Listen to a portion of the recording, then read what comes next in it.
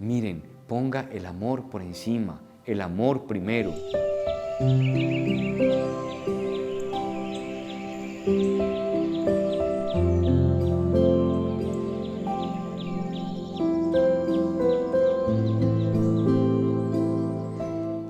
Martes 10 de febrero, qué bueno, queridos amigos del canal Televide, estar con ustedes en este día en la Lección Divina desde Monticello, en Medellín.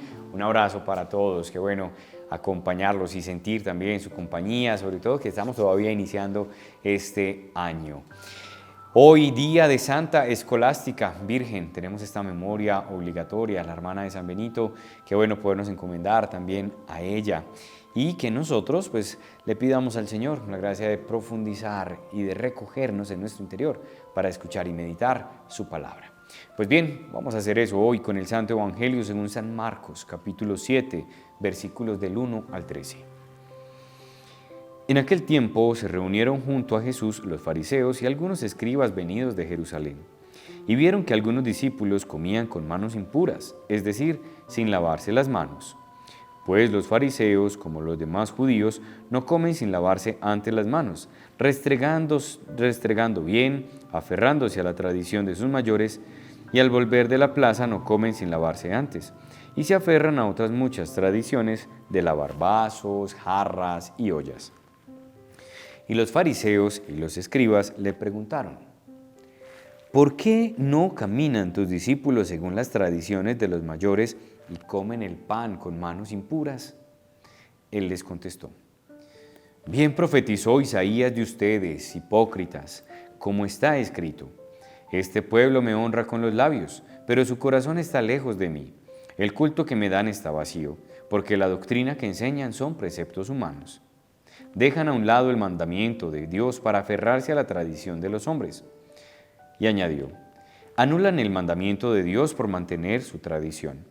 Moisés dijo: honra a tu padre y a tu madre, y el que maldiga a su padre o a su madre es reo de muerte. Pero ustedes dicen: si uno le dice al padre o a la madre, los bienes con que podría ayudarte son corbán, es decir, ofrenda sagrada, ya no le permiten hacer nada por su parte o por su padre o por su madre, invalidando la palabra de Dios con esa tradición que ustedes se transmiten, y hacen otras muchas cosas semejantes. Palabra del Señor. El poder curativo del amor de Dios es real. Señor, tú eres compasivo. Si te cuento mi angustia, mi problema y mi preocupación, tú me escuchas.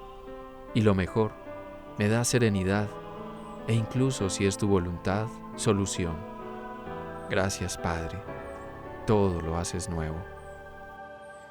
Bueno, este pasaje del capítulo 7, el inicio del capítulo 7 de Marcos, es un capítulo donde uno puede decir, bueno, acá se ve claramente la influencia judía entre los primeros seguidores de Jesús. Ahora bien, recordemos primero que Marcos es escrito para los gentiles, o sea, no eran una comunidad judía propiamente, sino hombres que, sin pertenecer al judaísmo, seguían a Jesús y querían seguir a Jesús. Lo que pasa es que obviamente se encuentran con un judío, que era Jesús, y con seguidores de Jesús judíos.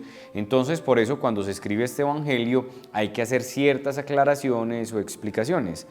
Hay una parte que está en paréntesis, que es como la explicación, cuando vieron que algunos discípulos comían con manos impuras, es decir, sin lavarse las manos. Ese detalle para alguien que no es judío puede decir, pues normal, se están comiendo. Pero por eso el evangelista explica, entre paréntesis, pues los fariseos, como los demás judíos, no comen sin lavarse antes las manos, según la tradición. Vale, entonces ese es el primer detalle, que aquí en este capítulo se ve propiamente cómo está hablando el evangelista a hombres no judíos que necesitaban una explicación.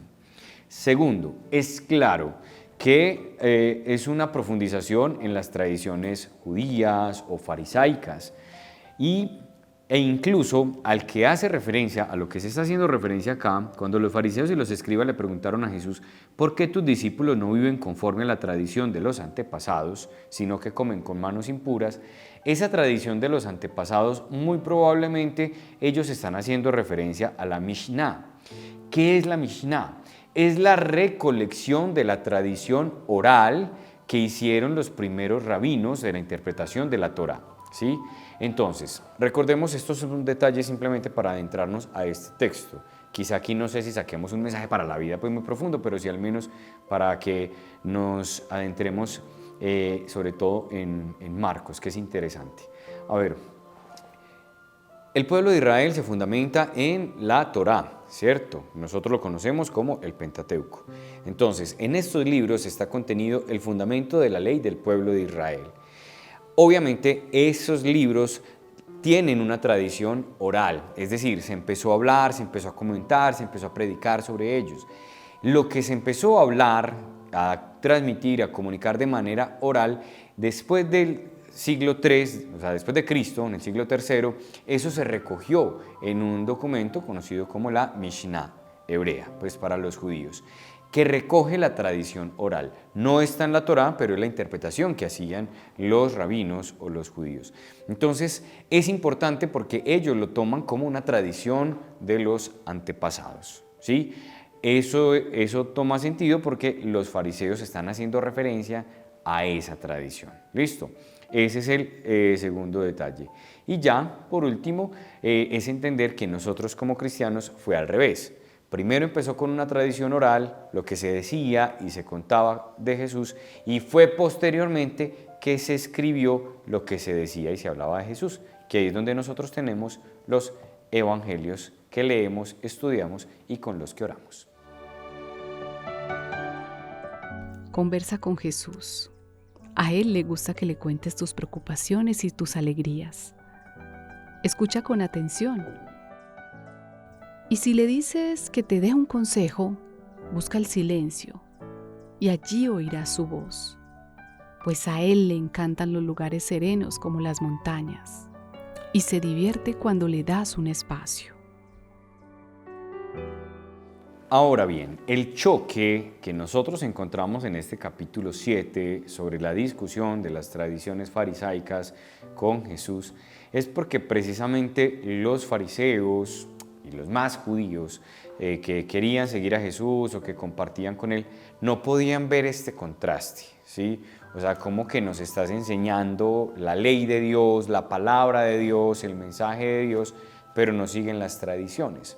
Entonces, es la deconstrucción, lo podemos nosotros llamar así, la deconstrucción de la idea que tenían los fariseos y cómo Jesús, el trabajo más difícil que va a tener él es precisamente deconstruir la idea que ellos tenían de Dios para llevar a tener una verdadera idea e imagen de Dios, lo cual no está lejos de lo que nosotros como iglesia tenemos que hacer.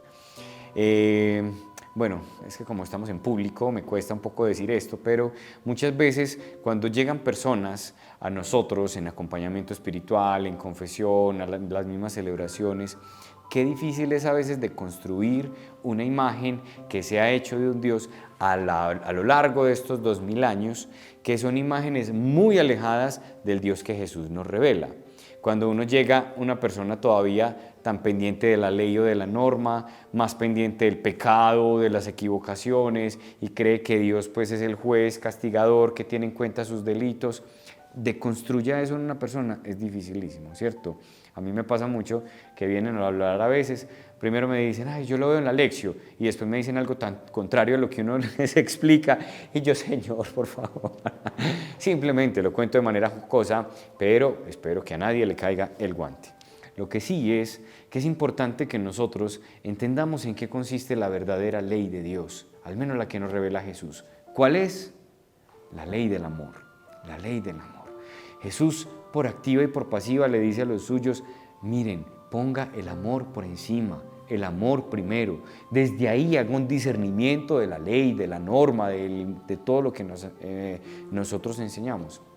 Si tenemos el amor como fundamento, encontraremos en qué consiste la verdadera fe en el Dios de Jesucristo. Un Dios que es amor y puro amor y que se va revelando y que se va manifestando a través de la historia de muchas maneras.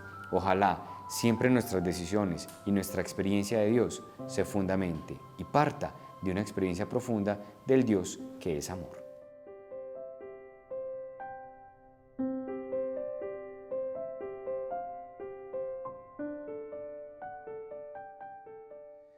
Señor, tú nos tienes mucha paciencia y tú nos explicas con mucho amor tu palabra, aunque a veces nosotros nos cueste entenderla, como les costaba a los judíos. Claro que sí, porque tu mensaje era nuevo en ese momento e incluso parece seguir siendo nuevo para nosotros. Por eso hoy te pedimos y quiero pedirte el don del discernimiento, de la inteligencia, de la sabiduría, para poder escuchar, comprender, saborear tu palabra. Ayúdanos sobre todo a entender que tú lo que quieres de nosotros es que amemos. Amemos a nuestros padres, amemos a nuestros hermanos, a nuestras parejas, amemos a las personas que nos rodean, amemos la creación. Ahí está el fundamento de tu ley, que en eso sí le pongamos todo el esfuerzo y todo el empeño todos los días. Lo demás vendrá por añadidura. Así que te pedimos, Señor, esa gracia y esa bendición para este día, esta semana y este año. Concédenos la gracia de vivir siempre en el amor, en el nombre del Padre, del Hijo, del Espíritu Santo. Amén. Pues me encantó haber estado este día con ustedes. Nos vemos mañana y recuerden vivir en el amor, porque el amor da valor a las cosas.